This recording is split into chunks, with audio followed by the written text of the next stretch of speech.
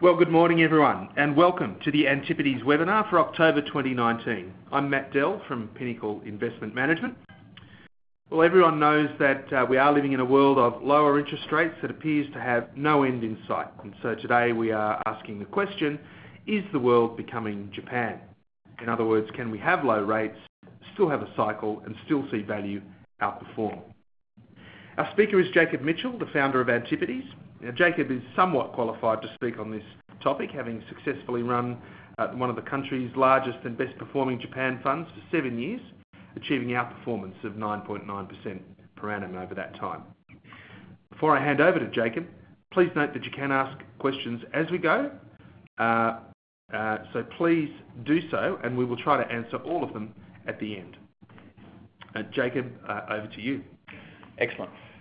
Thanks, Matt. And first off, I just want to recap on the Antipodes investment approach on slide 2. You know, we are a value manager, pragmatic value manager, focused on finding cheap opportunities where the downside is protected by the underlying business resilience, and we're ultimately clustering the portfolio, seeking out sort of non-correlated alpha clusters. And we think over time that will deliver returns, with downside protection in excess of the benchmark. The environment that we've been managing money through in the last 12 months has been one, as you can see on slide 3, where we've had a collapse, not so much in inflationary expectations as in real growth expectations. So how are we measuring that?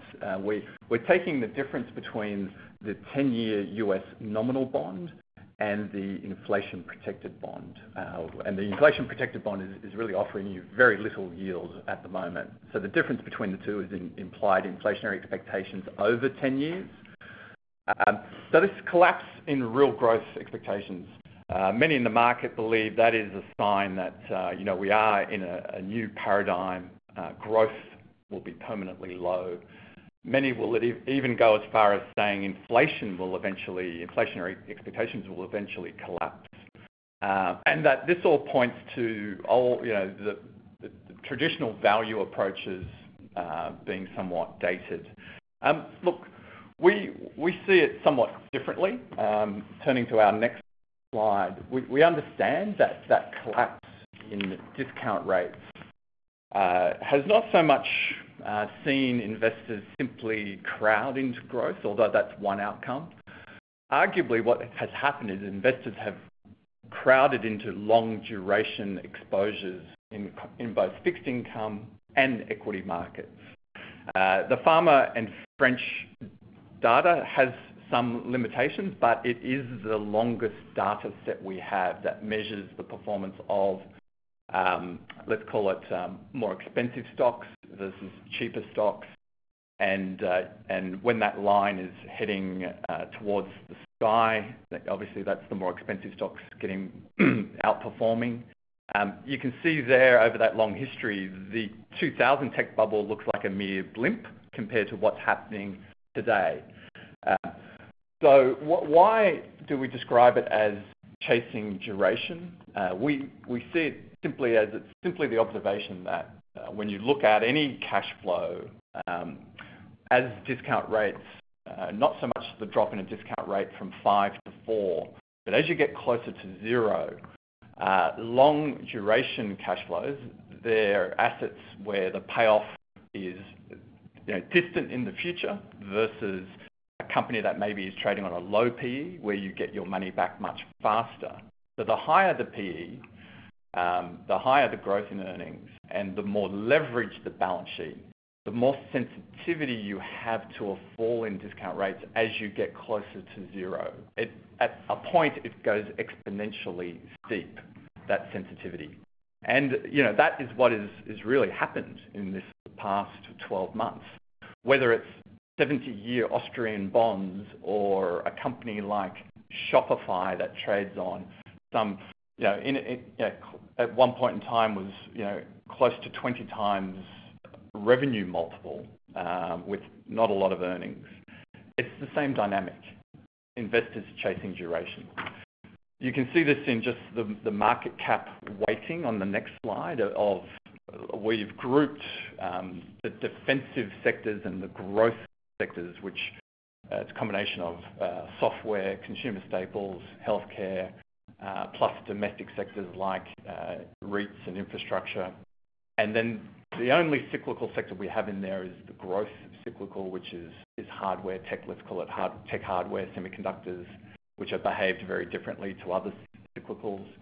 We're up to about 43% weight in the global stock market in sectors that are either considered to be growth or defensive, and they've both been the prime beneficiaries of this duration chasing as bond yields in the US collapsed from over 12 months from 2.5% nominal to less than 1.5% at the lows.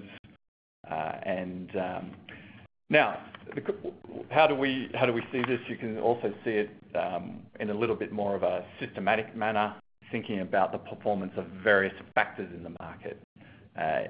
Since Antipodes founded in mid 2015, it hasn't been a great environment for lower multiple stocks. The styles that have done well, if you look at the last 3 years, growth has generated alpha, like buying higher growth stocks, or profitability, buying companies that offer you higher profitability versus buying lower multiple stocks.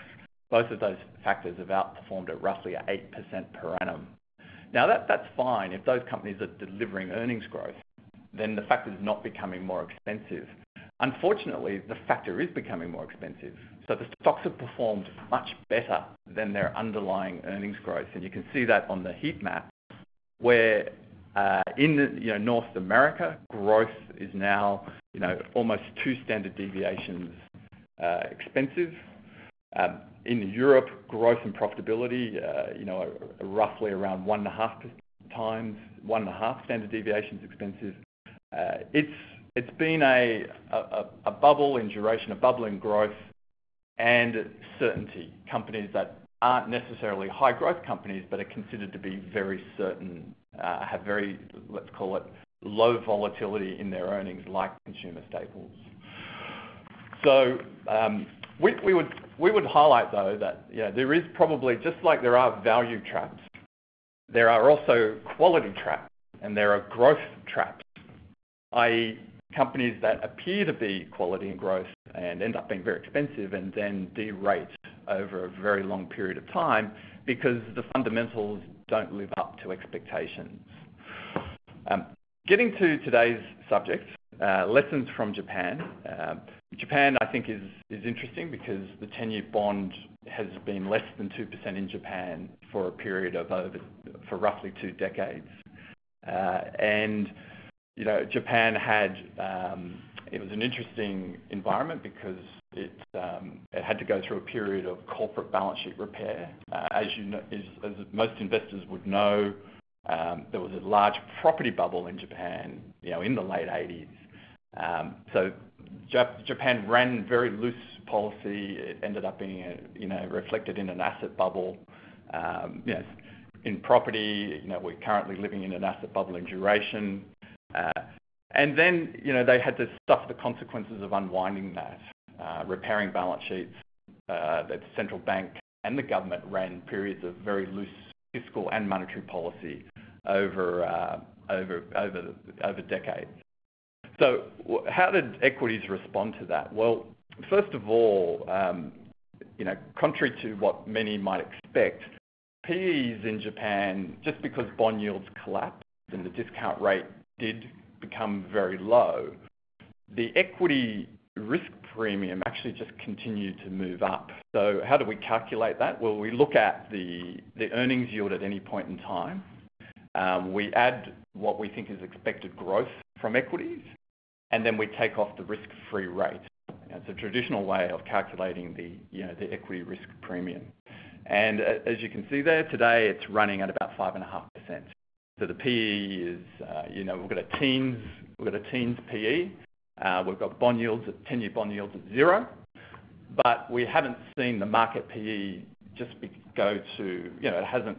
It's reflected, that those lower bond yields haven't been reflected in a higher, in a lower earnings yield. Earnings yields have stayed relatively high. Now, why is the equity market demanding such a high equity risk premium? What risks is the equity market seeking to be compensated? Well, my observation in managing money in Japan was that your low rates saw returns on capital in certain industries fall. Now, why did returns on capital fall? They fell because barrier to entry was low. Scale, which is one of those, one of your, the way we measure competitive advantage. It's not the only way, but it's one way to think about competitive advantage. Because the cost of capital went so low, scale advantage started to be eroded in certain industries. Obviously, access to technology, the ability to deploy new technologies also eroded some of those returns on capital. And the other one, which investors sometimes forget about, is the barrier to exit. Now, what's the barrier to exit? Well, that's called the ease at which companies go bankrupt. As barriers to entry went down, barriers to exit went up. Zombie companies continued to hang around, compete, and so that was also negative for returns. That's the primary reason why we think the equity risk premium stayed relatively high. Now, it might be easy just to conveniently put Japan into the aging demographic bucket and to say, well, Japan was a special case. We all know lost decades. Well, the reality is that Japan as an economic entity, when you look at growth in real GDP per capita, the pattern has not been that different to the rest of the world. Now, yes, we're giving them the benefit of a per capita number. So yes, they are losing population. Population is shrinking, and it may flatter that outcome. But remember, a lot of Japanese corporates are genuinely global in their orientation. We would argue, low rates don't necessarily mean low growth. And they certainly don't necessarily mean low productivity growth. So Japan has been, it's kept its productivity growth, it's kept up with the rest of the world. We can all do, they can do better. We could argue that, some of the institutional inertia in Japan was, if they had have had a more dynamic venture capital market, if there was more mobility in labour, more mobility in capital, more elements of, the US West Coast can-do attitude, that GDP growth could have been even higher, but it certainly wasn't a disaster. So low rates, in summary, don't necessarily mean low growth. So what do we, how do we navigate this environment? Well, we'll come to the question of what we think the world is becoming. If it isn't Japan, then what is it becoming? So the other observation in Japan is that through this period of low rates, you did get fairly regular cycles in terms of the outperformance of cyclicals when GDP growth was accelerating, and we're using the blue line here as industrial production, just simple graph of year-on-year change in industrial production. And as that tended to accelerate, you would get outperformance from some of the more cyclical parts of the market, whether it was global cyclicals like commodities, industrials, or tech hardware, or domestic cyclicals like banks, retailers, and property. And then when economic growth started to ebb away and the cycle rolled over, investors would rotate back into the safety of more defensive parts of the market or growth defensives, pharma, staples, software, REITs, consumer and infrastructure, so telecommunications. That, it was a metronome of performance around the economic cycle. If you simply said, okay, well, I don't really want to time these cycles and I just want to hold, buy stocks and put them away in the top drawer, well, the factor that consistent up until 2012. The factor that they did consistently well was actually simply systematically buying lower multiple stocks. Now, we think you can do much better than that, and that strategy didn't work. The interesting thing about the post-2012 environment is there's very little difference between value and growth in terms of performance as we sort of moved into, the current BOJ's version of QE. So where does it leave us? We think the world is not so much becoming Japan as the sort of structural change in the environment that we're seeing today is not so much low rates. It's more about an environment where many of the certainties of the past are now open to question, and we would describe it in a word.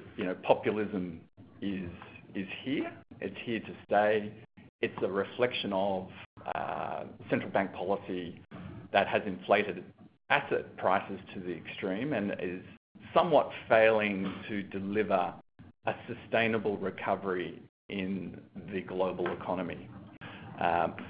And politicians are increasingly tapping into that populism, as there's sort of a growing sense of whether it's older savers who see very little return on their hard-earned savings, or it's younger members of society who are struggling to enter housing markets, because of lack of affordability.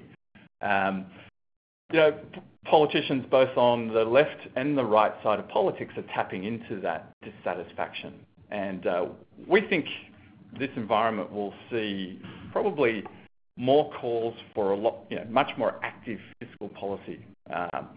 Now, none of these, whether it's monetary or fiscal policy, we'd argue they're not panaceas for underlying productivity growth. You need to, the most positive thing that any policymaker could do would be to sort of increase, lower the regulatory burden on the economy, encourage microeconomic reforms, essentially to the extent you've got risks of technology displacement of workers, you essentially have governments have a role to play in actually training those workers and reducing some of the anxiety around the ongoing social implications of technology change. That's, I think, something governments have failed to do. So, as a result, we're probably going to go for short-term solutions, and the short-term solution is to pump up growth through monetary policy and, I think, increasingly going forward, fiscal policy. How does that end? Well, we've seen in the last 12 months, increasing discussion, whether it's in Europe, China, Asia, you see Korea with fiscal policy coming, large fiscal stimulus, India, corporate tax cuts, China, a combination of income tax cuts, VAT cuts, and then you have Europe, which always seems to arrive at the party relatively late, is now having this broader discussion. And now, who was first cab off the rank? Well, it was the US of A with the Trump corporate tax cuts. And you can see there that the US is really leading the world with a relatively large twin deficit, current account deficit, a growing fiscal deficit. A fiscal deficit that really only had a short period of repair following the global financial crisis. So that is the black line on the right chart. Most of the other regions of the world, and this is a very important point, have had fiscal repair following the global financial crisis. The fiscal policy has been a drag on growth. They've had deficits that are getting smaller, or in the case of Germany, they've had a surplus that's getting bigger. But in both cases, it's been a headwind for GDP growth, everywhere but the US. Now, the US, you can see on the industrial production chart, was the last of the developed economies to start to weaken, but is now weakening, catching down to where Europe is, to where Japan is. Europe and Japan, outside of Germany, look like they're starting to inflect. So, we think there's growing evidence that the world is starting to approach that cyclical recovery. Certainly the world ex the US, where cyclicals will start to outperform defensive. Now, what are you paying for those cyclicals? I think the next slide shows the valuation difference quite in a quite clear manner. We'd argue that this, you're looking at one dimension here, and obviously when you're investing, you're looking at three dimensions. It's a combination of the multiple you're paying, the growth rate that you're buying, and the profitability that you're buying, and the sustainability of those two things. Here we're showing the multiple, and we're just showing the multiple versus the long history of those relationships to the market over 22 years. And we've got the more defensive or the growth defensives are the red re-rated part of the market, and the domestics, whether they're cyclicals, whether they're domestic or global, are the bluer parts of the market. And the domestic cyclicals outside of North America are, in stark contrast to the US ones. And that, we would argue, a lot of that is simply the lack of fiscal stimulus, and that can change. The environment we're in, though, I think is one where we can see, a combination of just a recovery from, having very high uncertainty around trade policy, and as the weaker environment starts to wash up in the US, we think the pressure on the Trump administration to seek trade resolution, really starts to ramp up, because it's been very hard for a US president to win a second term in a weak economic environment. So we would expect at least a stopgap trade deal. We don't think that resolves the longer term issues of geopolitical competition around US versus China. So you will see ongoing separation of supply chains between the US and China across a whole lot of industries. And there are going to be some clear winners and losers as a result of those changes. But you can see some of the capex deferrals that have happened across a range of different industries. We would expect some of that to favourably unwind, and you'll start to see a pickup in the global, let's call it, trade industrial production cycle.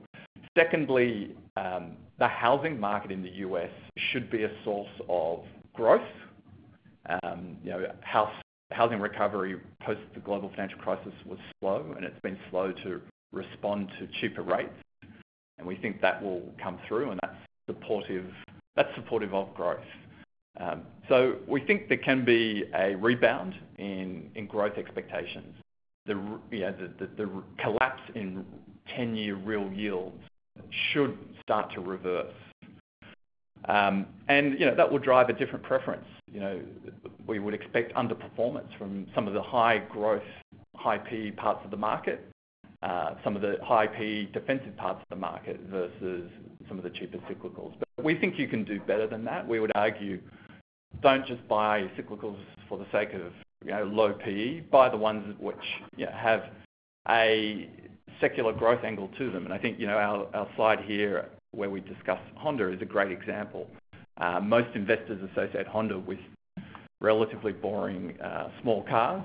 It's a very exciting motorcycle businesses of equal size to the car business, and that is an EM focused motorcycle business. And when we look out at the profits of that business over the next 10 years, we believe the motorcycle profits can double over 10 years. We're talking about a 7% growth type business. It's markets, it's the opportunity in India, it's the fact that this company has already got the runs on the board in big markets like Indonesia, Vietnam, Thailand, where they have competitive advantage essentially in the component supply chain, and there's a lot of brand equity, and it is one of those when on your pathway to higher income in places like India, it's one of the first, it's one of the first purchases you make, and large rural populations, urban populations, which are conducive to motorcycle opportunity. So there's a penetration story which is very, very large especially in India, and that's not reflected. When you think about the valuation of this business, there's a few different ways you can think about it. Price to earnings. You can think about you can unbundle Honda. It's finance, it's auto finance book. It's what you should pay for the car business. Where they are, slowly iterating more towards EVs. But on our estimates, we're paying an EV to EBIT multiple of 1x, and that's clearly very cheap. Now, we would say don't give up on in this environment where, whilst we expect a rebound in growth, we don't think we're off to the races yet. I think we would want to see the pipeline of fiscal stimulus, especially in Europe, starting to fill. And we're still in an environment where trade has certainly changed, and populism is basically has weakened the cycle. So in this environment, also look for cheap defensiveness, and I think some of the pharma stocks offer you that because they're not like the consumer staples that are struggling to grow, and you can see there on the chart at the top right-hand corner, you are paying a relatively high multiple for consumer staples for the amount of growth that you're getting. I would argue some of these companies are quality traps. Whether it's competition from the retailers with private label, whether it's just simply that the companies have not invested in innovation and have high-graded earnings by cutting advertising and promotion spend, whether it's the breakdown in their media audience, where these consumer staples relied on TV mass market commercials to establish their brand equity, in a world where smaller brands can buy targeted audiences very cheaply on Facebook, on social media. So in companies like Merck and Roche, we see the opposite. We think there's an opportunity for these companies to grow in a fairly deliberate manner based on their existing pipelines of pharma, of drugs, the existing drug pipelines, whether it's a blockbuster like Keytruda in the case of Merck, where the eventual patent cliff is somewhat controlled in terms of being sufficiently in the distance for these companies to reinvest, to take cash flows and reinvest. And it's backing companies that have internal R&D engines that function at a fairly high productivity, and we think we have that in Merck and in Roche. They also have other businesses. In the case of Merck, it's got a very good animal health business, which doesn't suffer patent risks. We also think the political, we also like the business, the vaccine business, because it's also one which is somewhat protected from patent risk. Political risk is a harder one to control, but the way we think about that is we're avoiding the pharma stocks that have absolutely gouging their US patient base. For example, in the treatment, in certain drug segments, you are in diabetes. Basic insulin in the US sells at almost a 7x premium to the price it's selling ex-US. That's not sustainable, and we think those companies are more shorts than they are longs. Merck is not gouging in its key drug categories, and that gives us comfort that it can navigate the US political environment, where both Democrats and Republicans will somewhat seek to score points around better drug price outcomes for their constituents. Brings me just to the portfolio and the key clusters that we have expressed, long and short, across industrials, energy, healthcare, connectivity, compute, which is computer hardware, our software, our online services, our consumer defensives, consumer cyclicals, telco and infrastructure, and split out by those classes that are genuinely global in terms of their economic sensitivity and those that are more geared to this diverging cycle between North America, Europe, and Asia EM, where we think domestically Europe and Asia EM can outperform the US.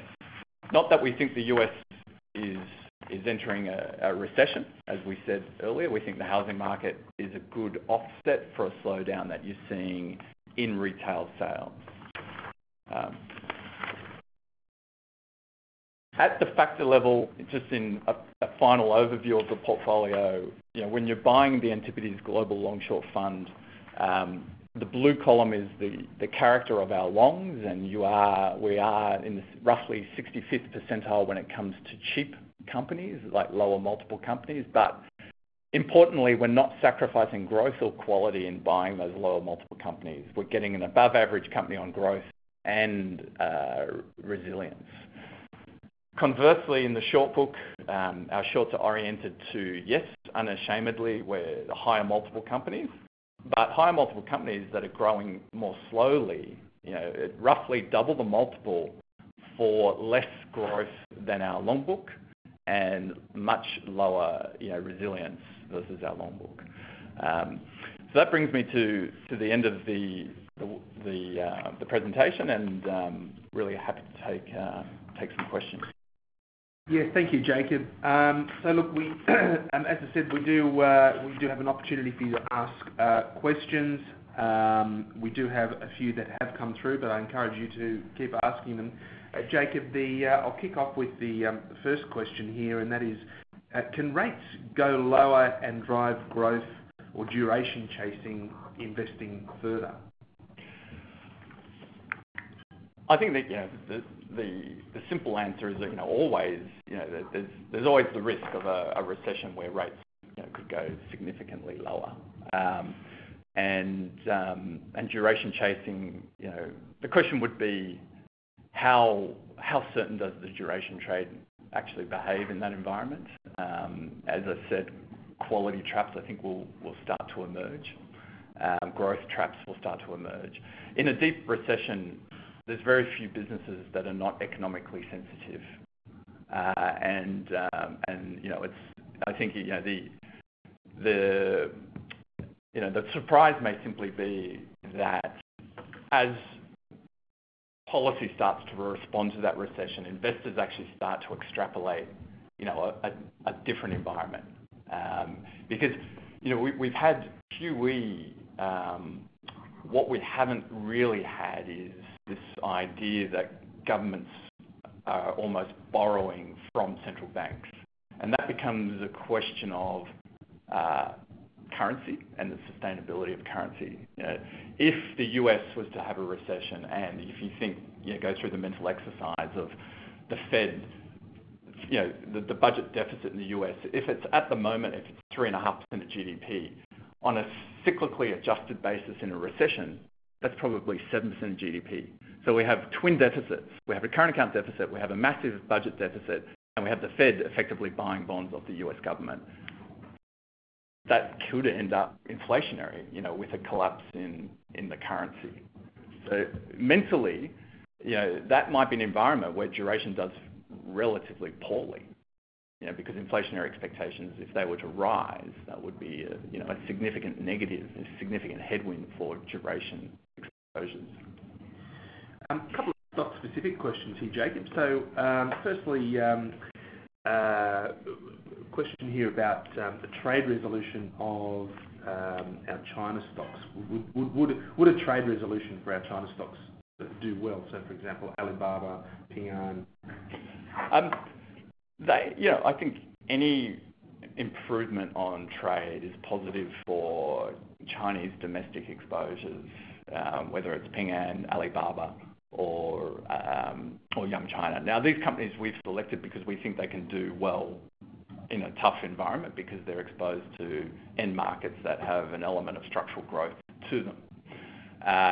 But if you think about what trade resolution does for China, it actually gives them the authorities somewhat more certainty in terms of what the sort of environment that they're dealing with. I think policy has been waiting for resolution to know how much stimulus the government may need to adopt. China is not an unlevered economy as it was after the GFC. I mean, debt to GDP has increased roughly 100%, since the global financial crisis. It's a similar level to the US. So the Chinese are genuinely looking for a higher quality of growth. They've used leverage to support growth.